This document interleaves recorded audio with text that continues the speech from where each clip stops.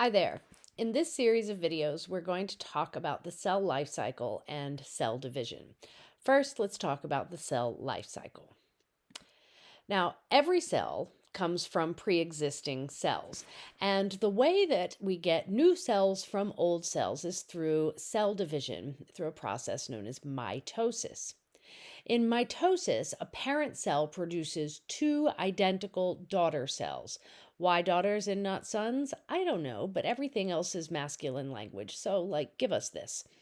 Now, there is only one other kind of cell division, a specialized kind of cell division known as meiosis. You will often see these two things together if you look up videos on Google or read a textbook. However, this meiosis is only done in the gonads, the testes and the ovaries, and is only done to form eggs and sperm. So let's leave that for when we talk about the reproductive system and focus on mitosis, which is what every other cell does. Now, I want to begin not with mitosis, but the cell life cycle as a whole. So when two daughter cells are formed from mitosis, from the cell division of a previous cell, the very first phase that we go into is called the first gap phase. And I'm not really sure how it got this name, but I imagine that if you were one of the early biologists looking at this stuff through the microscope and seeing all the chromosomes move, you're like, wow, that's awesome. And then nothing happens for a while and you're like, oh, there's a gap. So this got named the gap phase because there's really not much visible going on. The reality, though, is that this is where a cell does its life's work. Whatever part of the body it's in, this is where it's doing its job. And for many cells, this is the end of the journey. They don't divide and produce new daughter cells. They simply die after working for their entire life. But for some cells that are programmed to divide or replicate, after they've done their life's work, after they get a signal saying, hey, it's about time to have some babies, they enter the synthesis phase.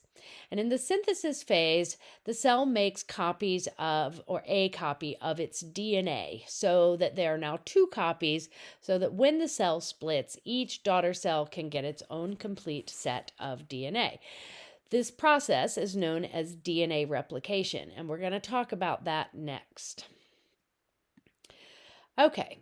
After the cell has replicated its DNA, it now has to replicate everything else, all the other organelles, make sure that it has lots of cytoplasm, so that when it does divide and produce the two daughter cells, each daughter cell has everything that it needs in order to survive and do its job. Now, if and only if the cell is allowed to divide, will it enter the next phase, or mitosis. Now, what does it need in order to be allowed to divide? Well, it has to have replicated its DNA. It has to have enough cytoplasm and organelles for both daughter cells. And it also has to be stimulated with growth factors from outside the cell. And there has to be space, meaning that the neighboring cell has died. If those conditions are not met, then that cell is not going to go through mitosis. If it does go through mitosis, if it divides anyway without permission, this is what we call cancer. All right. Now, if we take all three of these phases that we've just discussed and put them together, they are known collectively as interphase. Inter means between.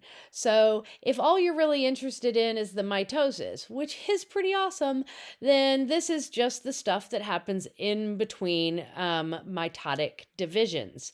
When you hear interphase, it can be any part of the cell life cycle.